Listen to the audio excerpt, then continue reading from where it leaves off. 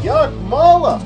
Welcome again to another episode of the Kung Fu Electric Boogaloo!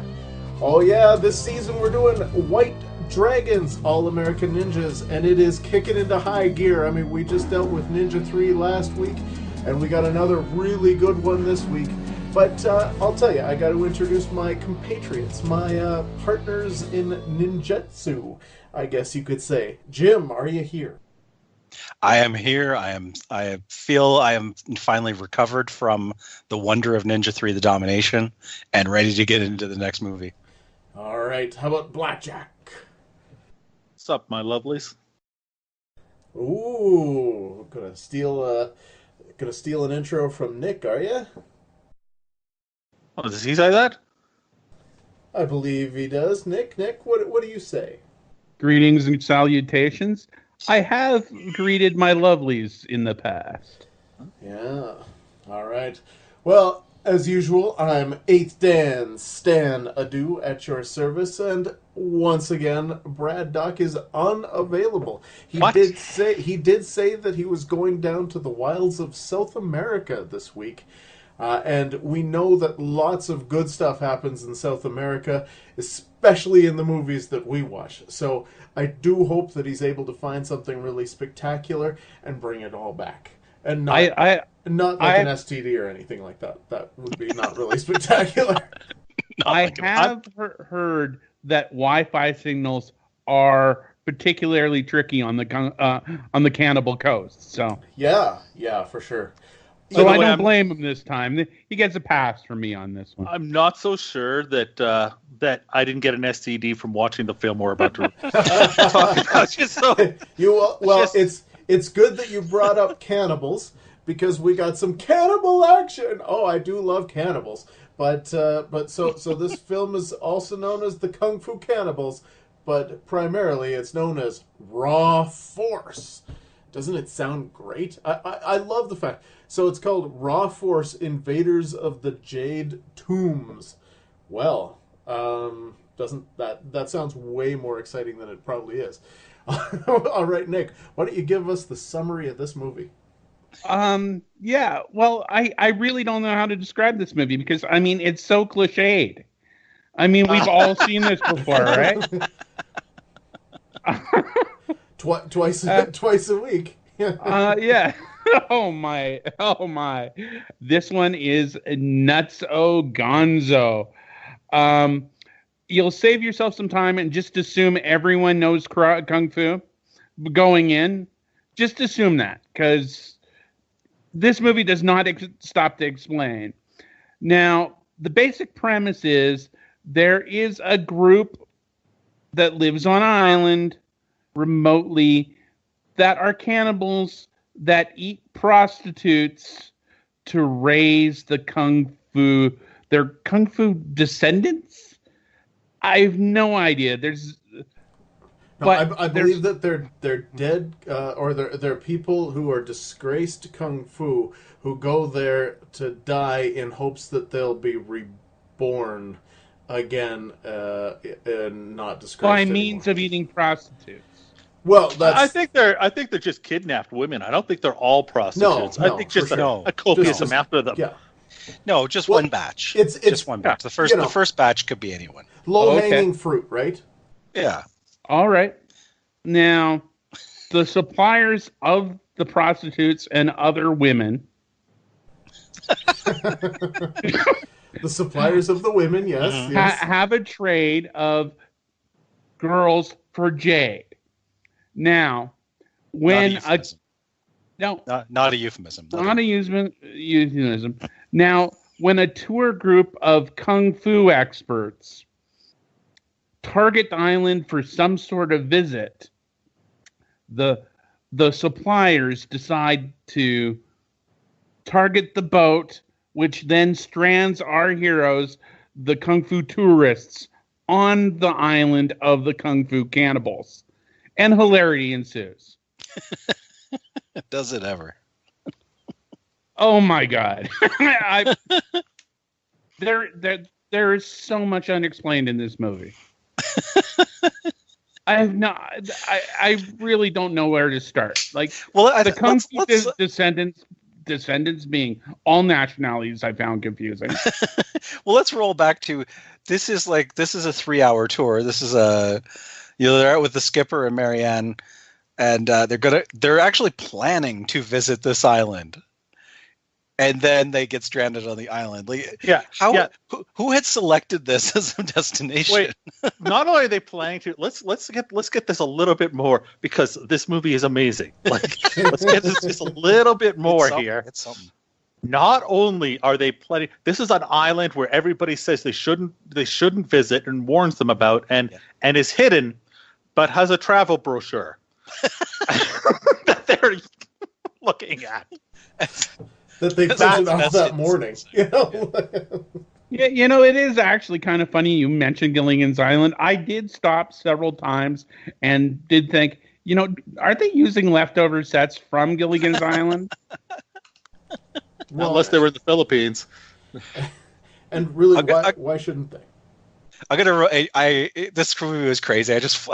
I just jumped through and watched a few scenes again because it is so hilarious and wacky. There was a line that jumped out at me when you talk about like why they're going there, because it is supposed to be this island where the great, for where all these kung fu masters and kung fu practitioners went and died for for vaguely determined reasons. But there's a point where our heroes who have been stranded there come across a giant graveyard. And one of them says, "This must be the place where they buried the goddamn kung fu fighters." Which is just amazing.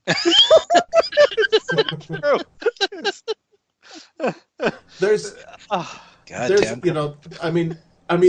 that section at the back end is amazing, because this movie is really just 3 sections. Because basically the first section is where they're trying to tell you the story. It's just like, oh, we're getting on the boat, and then they go off for their first little visit in China, which is really strange. But it sets up the back half of the story. Of course, the back half of the story is the actual. It's, not it's the Philippines again. It's not. Not China. Okay, whatever. But it's the back half of the story is the part, of course, on the island, the Jade Island with all the cannibals. But the part that I find the most intriguing is the middle part, which is where they come back to the ship, and there's a whole bunch of people who you haven't seen before and you won't see again, having basically just a nude party, because they have this giant 20-minute long party in the middle of an 85-minute movie. And the greatest thing is it's honestly it's like watching an episode of Laugh-In or something like that. Oh yeah, where it's like, total comedy. People are just popping in and stuff like that, and it's just like, oh hey, how's it going? Would you like to date her? And then move. Yeah, there's the centerfold who comes on to the hottest guy in the room, who turns out to be a religious guy who wants to convert her.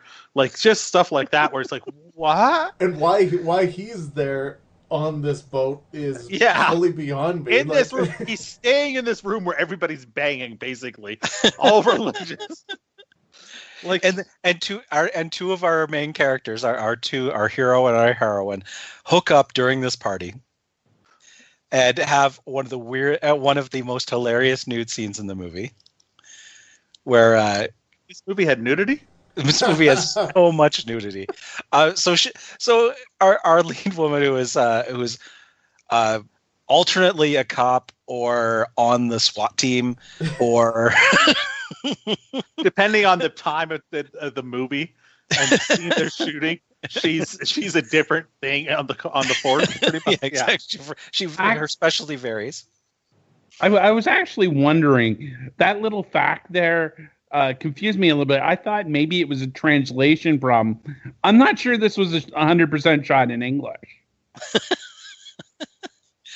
Because that changes so rapid. Stuff changes from what they say.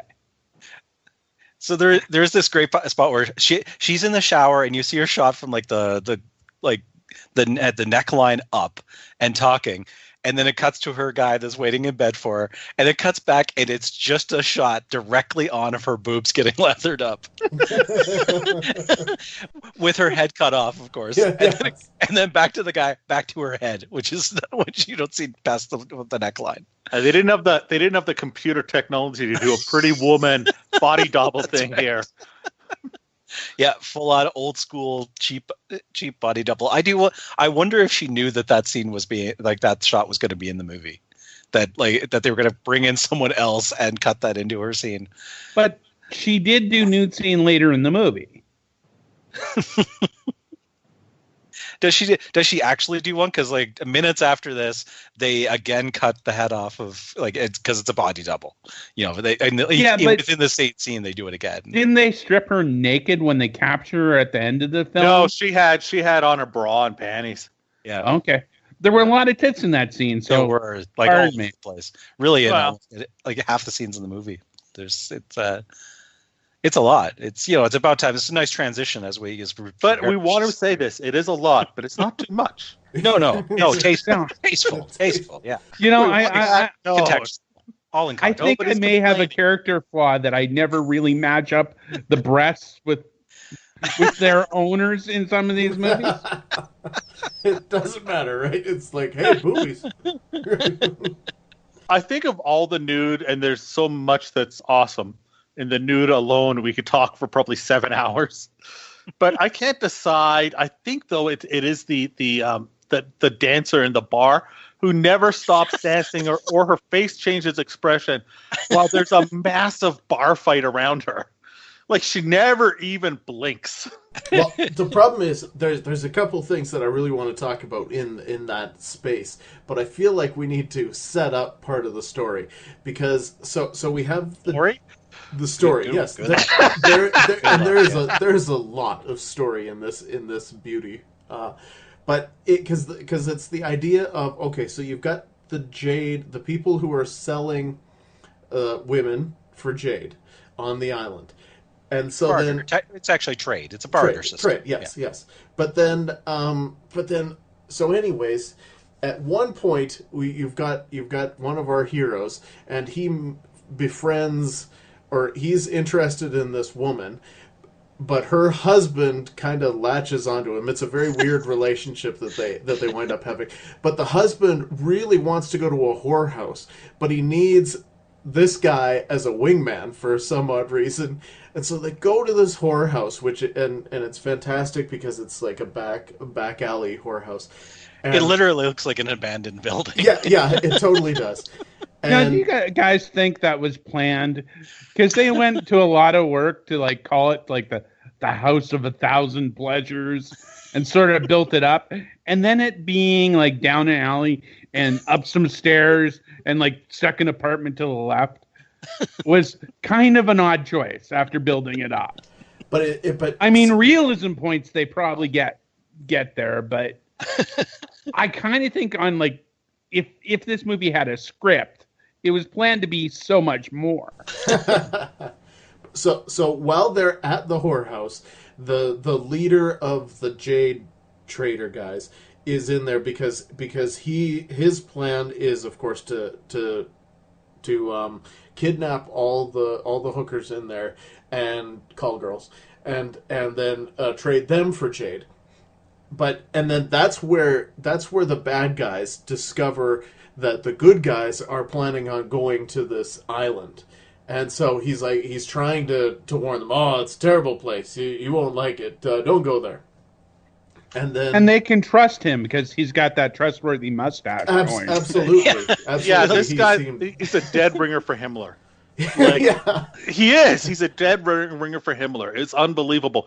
And the best part about that is he's got the most incredible comb over on the bald head and the little Himmler mustache or Hitler mustache, whatever you want to call it.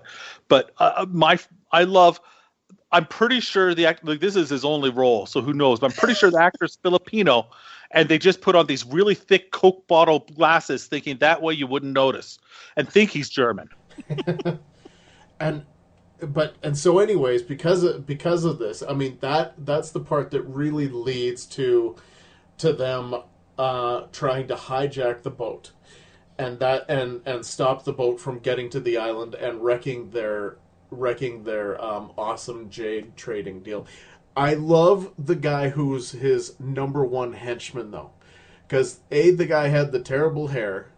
And the ponytail was spectacular. The ponytail was truly spectacular. I mean, the hair was atrocious, but that ponytail, spectacular. But there was just a few moments, like with that single character, where I was just like, "Wow, that's insane!" And right near the end, this is where one of my favorite lines, and part of me, I'm not sure if I shouldn't just save it for us to do scoring. I feel again like we almost need to jump into scoring. It's one of those ones where, we've already mentioned moments that we would have brought up in scoring. Because I do have a line, and I have, there's a ton of what the fucks in this sucker.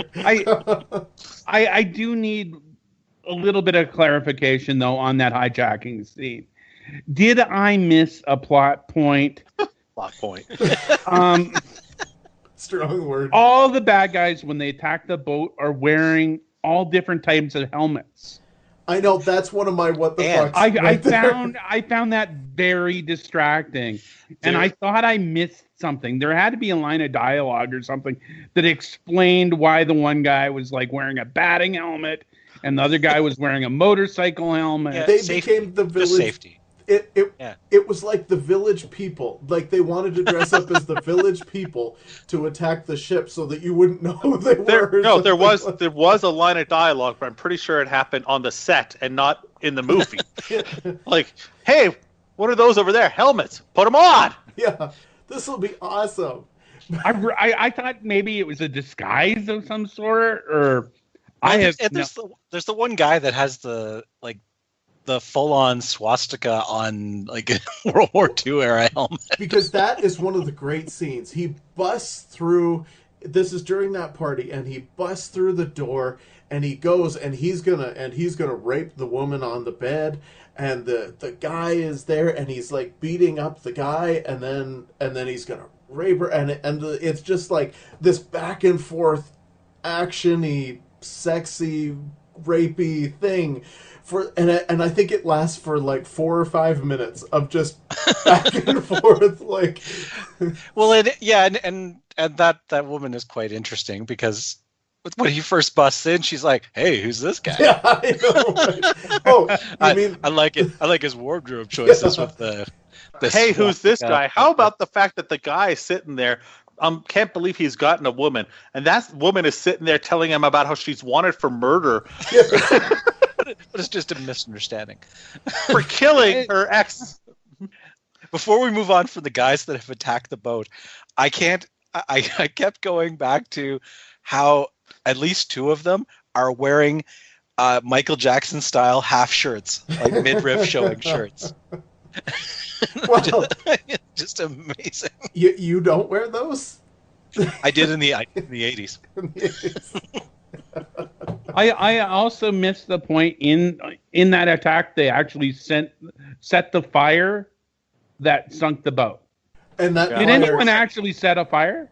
Did you not notice how many times? I'm not kidding here. How many times that fire freeze framed? Oh god, that was the best. True, because they doused the boat in gasoline. Oh right, when they first got on. Okay. Yeah. Okay. Yeah, and then they sorry, did set the the duration of time that we spent with the Nazi rapist. Well, that's what he's doing when he comes in the room, though, is splashing gasoline all over. Right. Yeah, and there were boobs. Guy. I kind of missed the finer points. Yeah, I know that it gets distracting. Yeah, I mean, your eyes are focused there. There's other things happening in the scene, but that's a directorial choice.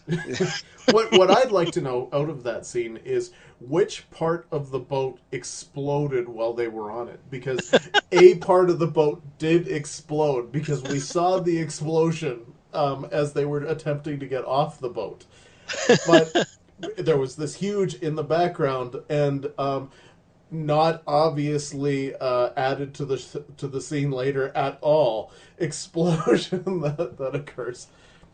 Now, God, I can't believe we're talking about this when the whole end of the movie is fighting zombie ninjas. We're not there yet but I will say this: this movie made me super happy because of Cameron Mitchell. His turn as Captain Harry Dodds was awesome, and like the more films that we have with Cameron Mitchell, the happier I will be. I can't deny that. We all feel that way. All right, but now let's talk about the Kung Fu zombies. So that is the plan. That is where everything. Well, it's actually I was a little vague on whether that was the plan all along or whether they could have raised the zombies at any point. Because I mean, they make this big thing of like, you know, why don't you guys come back from the dead? And a phrase I wrote down: show us bloodshed like it used to be. Well, the great thing is because when they get to the island, they're on the island, and now this is the island that they were supposed to visit anyways. They wanted to visit anyway. So out of just luck and happenstance, they still managed to get where they were going. but as they're on the island, and then they encounter the monks that are on the island, and it's just like, well, the only way that you can stay on the island is if you prove yourself against our Kung Fu masters. And of course, their Kung Fu masters are the disgraced martial artists that are zombies now, cannibal zombies. Aren't yours? Well, yeah. Are the Kung Fu guys cannibals or just the monks? No, the monks are not cannibals. They're They feed the women to the Kung Fu zombies. Oh, I don't know how you be confused by this. I don't understand. There were also boobs in that scene. There's boobs and there's way beyond boobs. And can I say that how awesome it is too that the Kung Fu club that went there is the Burbank Kung Fu Club. Like, it's not even like the Wing Chun like dojo or something like that. No, it's the Burbank Kung Fu Club. Hey, the one guy who was actually good at Kung Fu, the cook, didn't belong to the club. I don't think he was. Well, he was just on the boat. Yeah, no, he was the cook, and that's Ray Malonzo, and he was actually one of the top Bruceploitation stars in the 70s, which is why he was the really only one who came out looking good. Yeah, he was great. Now I want to say one thing about this. By the way, he went on to become a politician, the mayor of the 5th largest city in the Philippines. Oh, nice! Congrats, good for him. Congratulations. Are you telling me he never got his restaurant?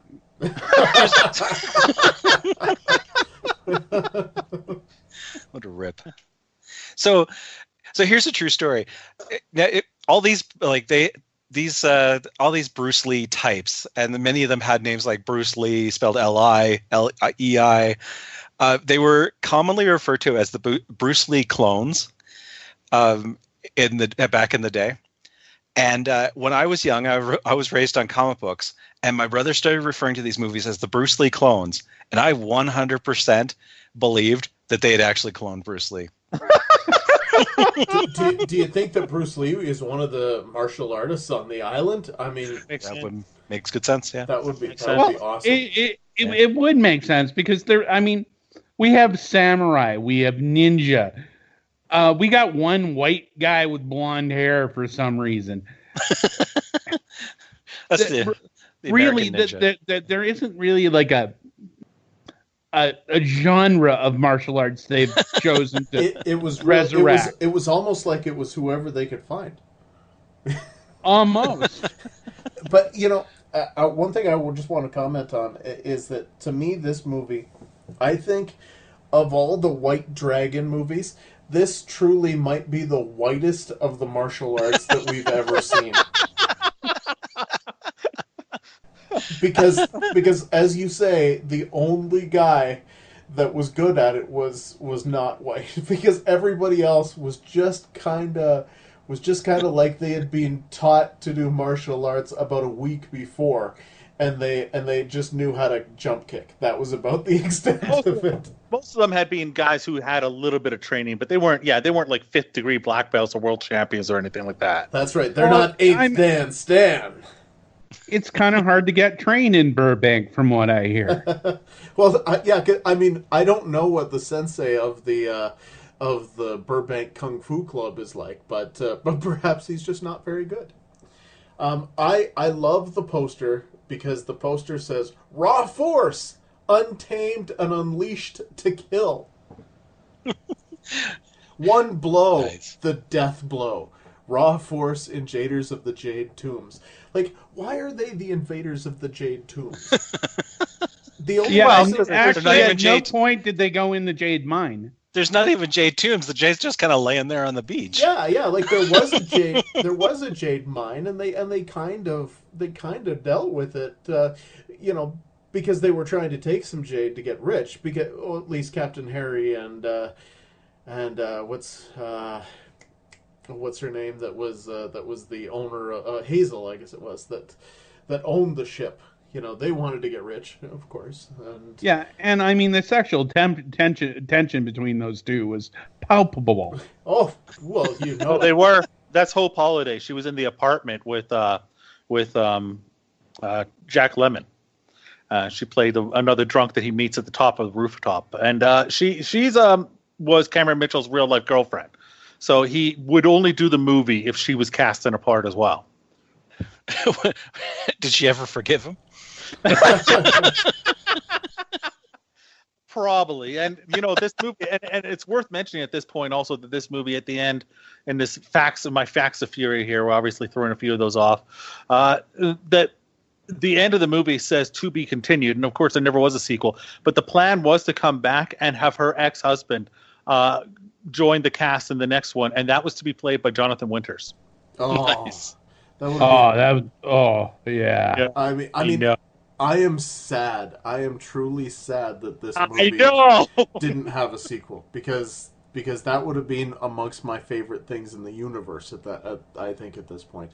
But we should get into the scoring. We need to get to the scores because we've we've already run through some of my moments, and that was my WTF. So yeah, I know. There's a lot of that. I'm sure you could come up with another. I might have another. Yeah. All right, so let's get into the scoring, and as we search for the ultimate B movie, and as always, these scores, the categories we use are not based on any objective quality; they're based on enjoyment of the films. So, our first category is called schlock appeal. Stan, we'll start with you. Well, as far as schlock appeal for me, Raw Force gets a 10.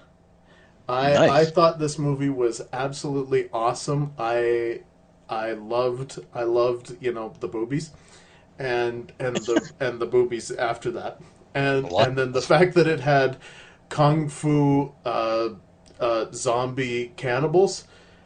I mean, these are a few of my favorite things. But it also had boobies. Did you mention that? And boobies. Yeah, So there were. Yeah. So I mean, yeah, like so great. Yeah, I agree. I'm only going to give it a 9. Wait, is that Nick Boxer?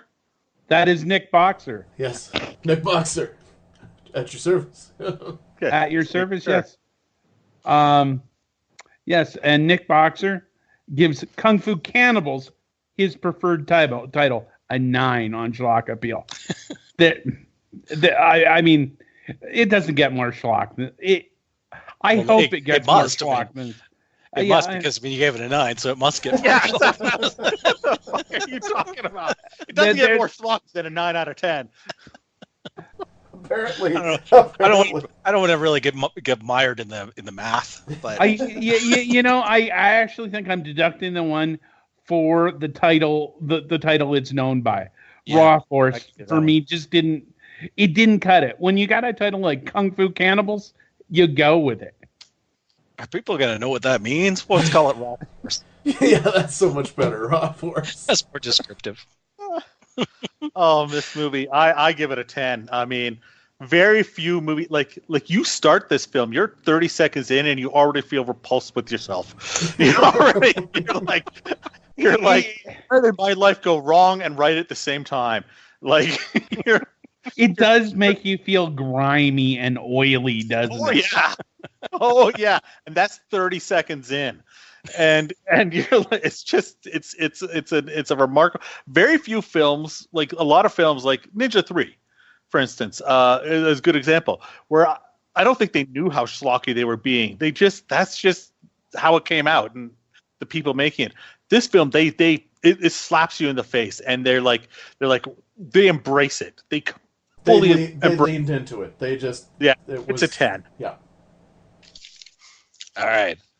This is Jim, and I'm gonna go with a 9. I think they should have stuck with the other title, and I think that as much as I I can't get any better if I'm 9, and I think that the lack of actual martial arts is going to be part of why I'm deducting a point. They had the cook fighting one of the guys from the one of the guys from the Burbank Kung Fu Club. They had the cook fighting them in an exhibition as right in the beginning, like near just to show off that they knew some martial arts, while the other guys were hitting on all the beautiful women. By the way, this movie was loaded with beautiful women. Got to give it that.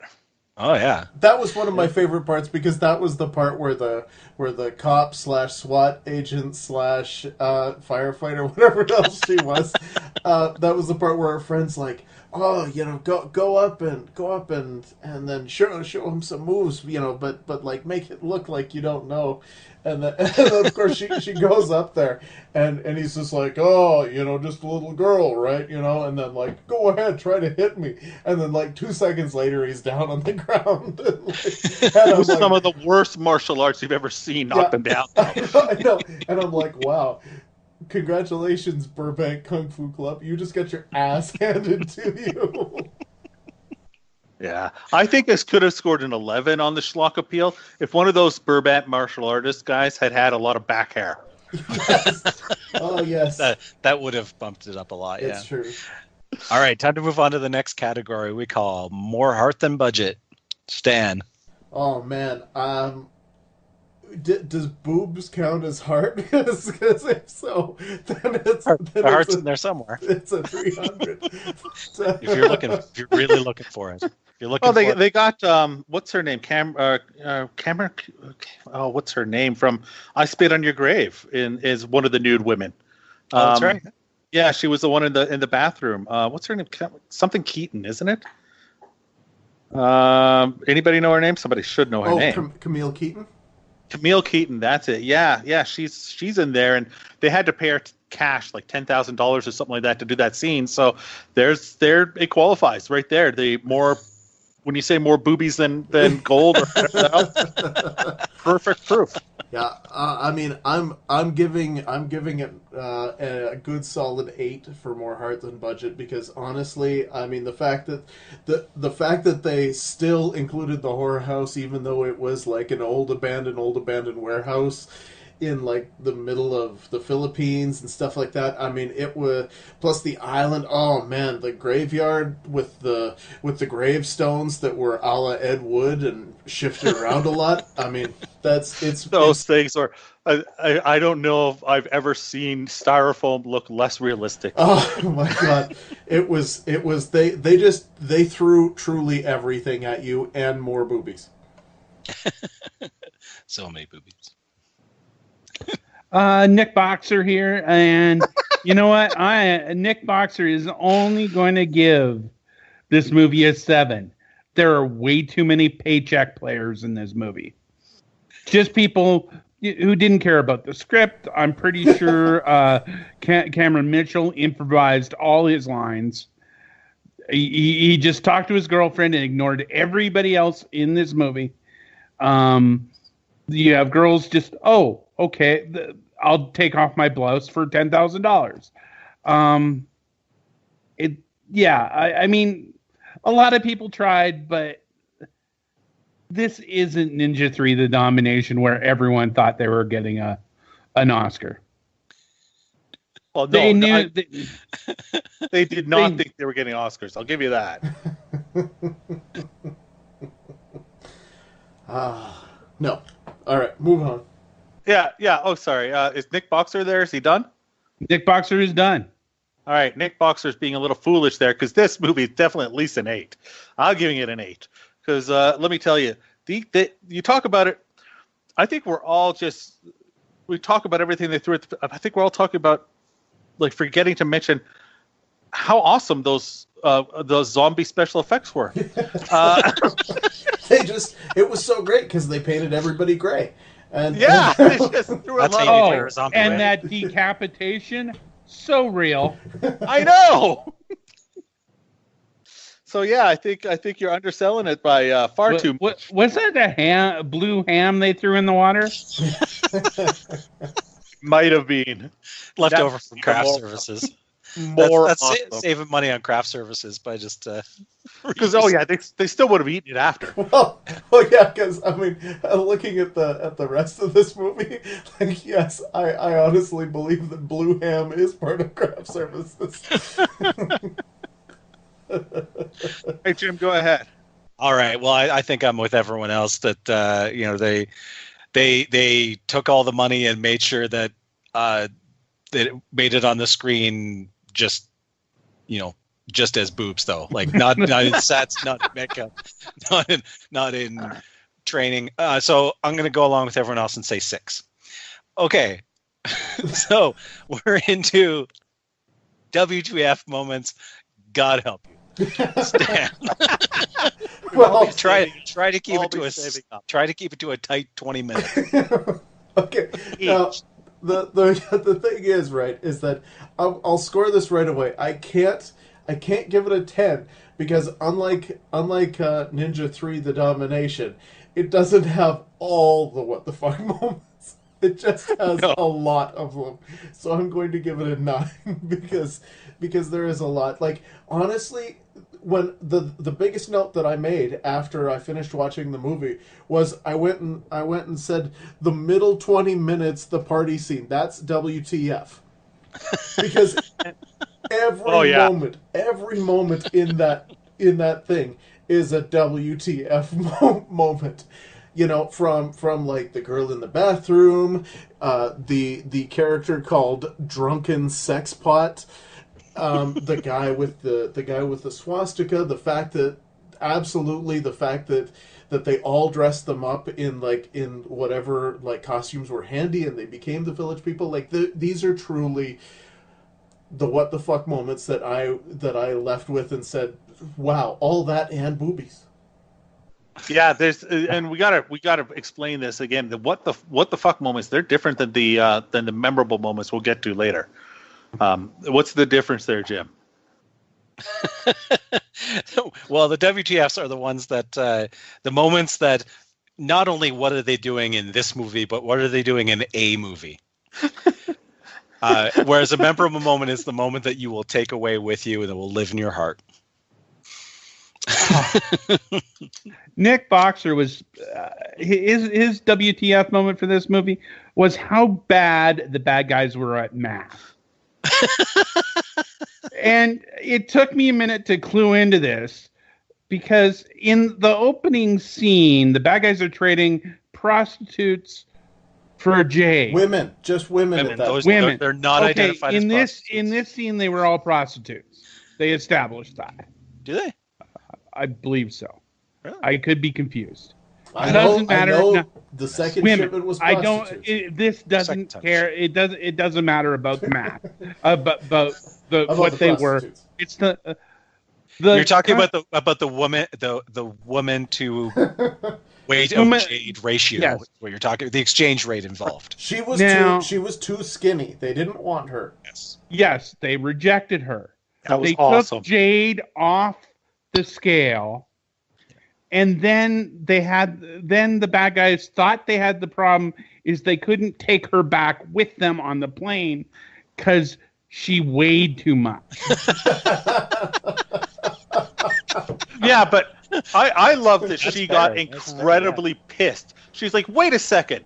You're not taking me with them, and these guys don't want to rape me? Yeah, I'm not good enough to get raped and eaten by your kung fu cannibals? Hello? I feel very rejected. But I mean, just but the math doesn't work. She could have got on the plane. They were going to take the same amount of jade back with them as it would. I'm with you. I'm with you. But let's be honest, Nick. They weren't going to take her anyway. See, is this one of those like the wolf and the chicken and the bag of rice that you can take the jade, you can't take the jade and the prostitutes on the plane at the same time, and you can't leave the rejected prostitute and all the rest of the prostitutes at the same time. It's just they played it with such sincerity. I was almost with them until I thought about it. I don't think the filmmakers really realized there was a math problem there. God bless you. Thought about it is not something that happened. No. Congratulations, you thought about it more than the filmmakers did. So. 100%. What did you score it, Nick? Oh,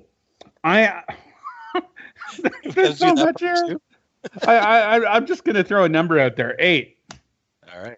Yeah, I agree that it doesn't have all of them like Ninja 3, but the ones that it has are pretty epic, certainly the party scene, the fact that it was right that like it's a serious movie sort of in its own way of like these women being captured and sold on this island, right to this scene on the boat that's got more jokes than Thor Ragnarok, right, and then suddenly you get back to being the rest of the movie, and just none of it. I already mentioned the woman who's dancing and blah blah blah, but in that party scene, there's a guy who's, I guess he's sort of the bartender. Oh man, that guy! Whoa, he was creepy. I was gonna make his drink. I was gonna make the gravedigger for what I was, but I forgot. So, do you remember the gravedigger? It's vodka, creme de menthe, and a big pile of cracked ice. Doesn't that sound delicious? How does he get the cracked ice? And you do look a little like him. I do. I'm a smidge shorter. He's about 5'6". Yeah, no, this guy, he looks so unbelievable. I think we need to take a picture of him and put it up on the show, because you never seen hair so big and yet so little at the same time. It was so great. It was just like, and it was awesome because they only showed him from a high angle, so he was looking up at leering up at the camera, I should say, in like every scene that they showed him. Really creepy. Yeah, he's sitting there, he's making the drink, and he's like, "And you want some ice?" And they're like, "Yeah." And then it just cuts to him, and he just headbutts this big block of ice, and it shatters, and that's the ice he uses for the drink. And he picks it up off the floor. Yeah, that's right. And he manages to avoid the boom mic that's right there in the shop to pick up the ice on the floor. He's a professional. He's a professional. He does not focus on the boom mic. He focuses on the ice. It's that moment is a 15 what the fuck moment. He's a good prop guy. He's good working with props. What do you give it? What was your number there, Jack? Did you actually come to one? 8? All right. Well, I'm going to make it 8s across the board, except for the one person that gave it a 9. All right, Matthew. My big WTF was that it ends on "to be continued," because like that was incredible. Like you get finally get the resolution. There's a happily ever after, which is nice, and everybody pairs up. Even characters that you don't actually see for like an hour of the movie. Like there are characters that wander in and out of this movie quite a lot. I kind of liked how the jerk mustache guy's wife paired up so quickly at the end of that movie. Oh man, yeah, like, she obviously didn't love him at all because she was just dumping him. Like, he died. Did that guy have a name, or was he just mustache jerk? I'm sure that mustache jerk or whorehouse. Whorehouse. Wasn't it hanger on? One or the other. Yeah, I forget what his name was, but it was like John Taylor or no, Lloyd Davis maybe or something like that. Yeah, something like that. So my moment though that I want to talk about is they make it to the island. They're with they're with the well, I thought were cannibals. You're telling me now they're not cannibals. Totally throwing me off. No, They're with the monks. too. Oh, the monks, right? The monks. They're with the monks. They're having dinner with the monks. They're eating lots of fruit. Looks like a nice spread. It'll give them the runs for a week the way they're eating. But you shouldn't really eat that much fruit without some protein. Like say, there's people being barbecued just next door. I'll bet it smells wonderful. It shows the person who's been barbecued. There's they shows the monks. They're doing the spell to raise the kung fu fighters, and in the background of this shot, there's one of the girls is in a bikini tied up on a spit, and one of the monks is basting her. Yes, and, for the whole scene. And he's awesome because he's basting her with like a palm frond or something like that. Yeah, he's got a little like, it looks like a feather duster kind of thing, but it's made out of like palm fronds. And he's and I think he's basting her with like water. I don't. It's not like barbecue sauce. Like, how did they get them that color? Because unless you baste them with barbecue sauce, you're not getting them that color. Why are you basting her before you put her on the flame? Like, you do that while you're cooking to keep to cool That's down. How I prefer to get a nice glaze. That's how I prefer to barbecue my women that I'm cooking. I mean, good job. You should marinate. Remind me not to come to your place for a summer barbecue. If I would have marinated her in this situation. Yeah, it's funny. That's what you focused on. All I could think of is, why does the barbecue room have that little half door that they have to sort of get down on the ground to get in this room? Valid. It was just such an odd thing. Person in and out like that. It's not very functional. It's not good design. You don't want the zombies, getting out like too quickly. See, that's what you learn from all these home design shows is design for the life you have, not the life you want. Now, they clearly wanted little people to carry these bodies in and out. It's too bad. It's too bad that the bartender from the ship died in the explosion because he would have fit in perfectly. All right, let's move on to memorable moments. This is the one that you'll carry with you when you think of this movie, that might involve boobs. There's no question. There's no question that the boobs are going to be there. But I'll carry them with me in my mind. But no, there's this moment right at the end where the bad guys, like many of the bad guys have been killed, almost all, except for the leader, Himmler, and his ponytailed henchman, and the leader just kind of leans over to him and he's just like, I'm really, really sorry that all of your buddies died, but it's okay because we can still be rich. and it was just the way he was just like, yeah, I know all your buddies died, and I know you're sad about that, but it's okay. but ponytail guy agreed. He wasn't sad at all. Oh yeah, I know. It was just like if I was in that moment, I don't think I would ever turn to my ponytailed henchman and go, I'm really sorry your buddies died. that because it's obvious that he doesn't care about their lives in the first place. It's just like they're just fodder for the grist mill. So that for me was just one of those memorable moments that really stuck with me. I'm going to give this one 7. All right. Nick Boxer here. 2 memorable moments for me. I have to go with the continually cutting to the head monks. The leer, smirk, the leer, the laugh, the playing with the fingers. Yeah, what was he doing with his fingers there? That was he does that like throughout the movie. It's probably about 10 moments in the movie. It's like whenever they have some dead space, let's just shoot that one guy we like. I love that, and of course the other one was the to be continued. I couldn't have been more surprised if they put that ending on the Titanic. This movie was over There is nothing to continue. They got away. Everybody's happy. They're flying away on the plane. Bad guys are dead. What's to be continued? Well, they could see. Here's the deal: they would have bought another boat. They would have found another island to go to, and they would have had another booby party. And they would have had Jonathan Winters. And Jonathan. And they would have Winters. Jonathan Winters. Yeah, So- that's not a continue though. That's I love the It's more of a balls on don't it. you. It's more of a don't you wish. Yeah, that's true. I love the raw force balls on this. To say to be continued. Continued.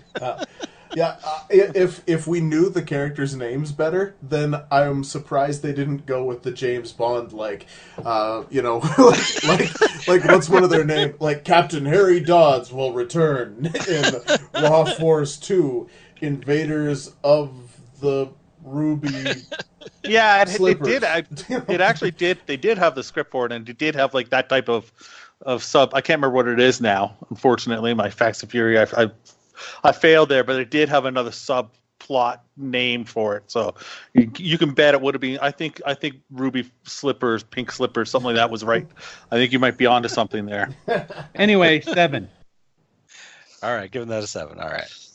As far as like memorable moments, this isn't one that has those memorable moments that are those pop culture moments that everybody's going to remember, like some B movies managed to do. Like the what the fucks in this are stronger than the movie moments that are cool. The best movie moment I do think is the fight with the naked girl on the bed. That was a really good fight because it went on so long and it was violent. It wasn't great martial arts, but it was so violent and went on so long, and most of it was without anybody who had anything to do with the movie. If you're thinking this is one of the Kung Fu Burbank guys, no, most of it, I think one of them shows up at the end. But for most of this fight, it's just 2 other dudes that you just met. And we'll never see again. They died in the explosion. But that to me is the strongest one. But I think this is the one category that weakens this movie the most as far as our scoring. So I'm only giving it a 5. Yeah, I'm along the same lines. I didn't have as many moments that stuck with me from this. And I'm actually only going to go with a 4. There weren't a lot of things that stuck out. There was an exchange, and you had mentioned the kind of the churchy guy at the party who's kind of judgy, and like the girl comes on to him and he's very aloof. So he calls it a devil's den. And the girl says, "Are you joking?" And he says, and I quote, "No, Betty, the devil's no joke." So there was some really good dialogue, but ultimately I'll think so. I mean, I remember the drink more than I remember any of the lines. So 4 on that one. Which brings us to our last category, crazy concept. This is you have to walk into a producer's office and pitch the movie. How nuts is this? I can't imagine trying to pitch the idea of the Burbank Kung Fu Club has to go to the island of the zombie cannibal ninjas or kung fu masters or whatever, and they're doing it on a second-rate cruise line with a booby party in the middle of the movie. I'm giving this a 10 because it's crazy.